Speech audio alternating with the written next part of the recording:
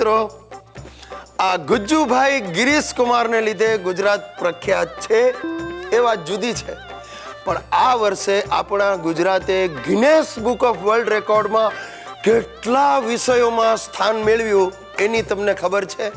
હું તમને કહું, ગુજરાત સ્થાપના દિને 5000 કલાકારોએ એક સાથે પોતાની કોરિયોગ્રાફી રજૂ કરી અને એક રેકોર્ડ પ્રસ્થાપિત કર્યો. ત્યારબાદ ખેલ મહાકુંભમાં 20000 સ્પર્ધકો એક સાથે ચેસ રમ્યા. એટલું જ નહીં, તાનારીરી ફેસ્ટિવલમાં એક ગાયકે 101 કલાક સુધી સતત શાસ્ત્રીય ગાયન ગાયું અને વિશ્વમાં એક રેકોર્ડ સ્થાપિત કર્યો. સાહેબ, આમ અનેક ક્ષેત્રોમાં ગુજરાત વિશ્વ કક્ષાએ મોખરે રહ્યું છે. સાહેબ, આ હકીકતો સાંભળીને હવે મારા દાદાજી પણ ઉશ્કેર્યા છે. મને કે ગીરિયા, મારે પણ રેકોર્ડ સ્થાપિત કરવો છે. તમારે શેનો રેકોર્ડ? તો મને કે કેમ નહીં, આ વર્ષે હું 20 વાર પડ્યો, 6 વાર પગ મચકોડાયો અને 2 વાર ગાલ પચોળા થયા.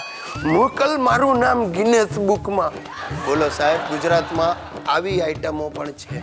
એમ તો મારા બાપુજીએ પણ રેકોર્ડ તોડેલા, પણ એની કોઈને ખબર નથી. એમની સગાઈ 20 વાર થયેલી. મારા મધર જોડે જ સગાઈ થાય ને તૂટે, 21મી વારે મેળ પડ્યો અને પછી હું જન્મ્યો. મારા બાપુજીની જન્મ તારીખ પણ 21 અને મારા દાદાજીની જન્મ તારીખનું વર્ષ 1921. મને લાગે છે એમની મૃત્યુ તિથિ પણ 2021માં જ આવશે. એમની તંદુરસ્તી જોતા હજી બીજા 10 વર્ષ તો આમ રમતા રમતા ખેંચી કાઢશે.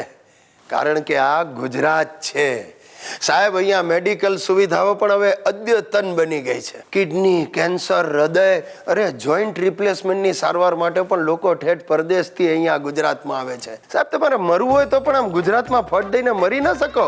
ટ્રાય કરી જોજો, તરત ફાટ દઈને 108 પહોંચી જશે. અરે મરવા પડેલાને પણ એવી સારવાર મળે કે આમ ધડ દઈને બેઠો થઈ જાય.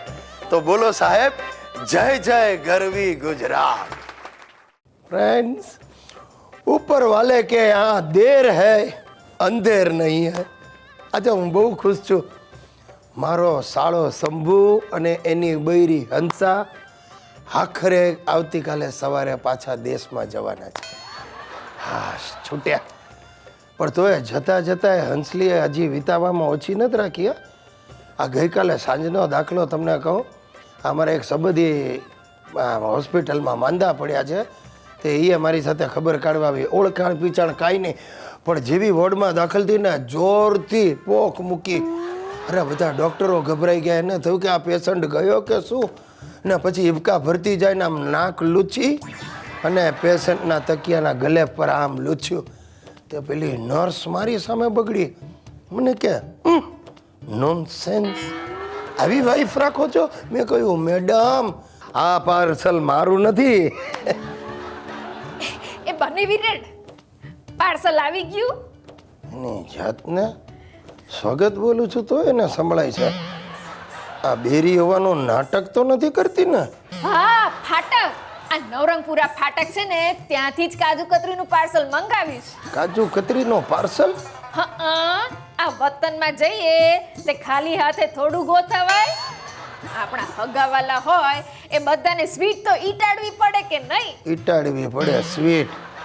તમારા પૈસે ઈટાડવાની છે?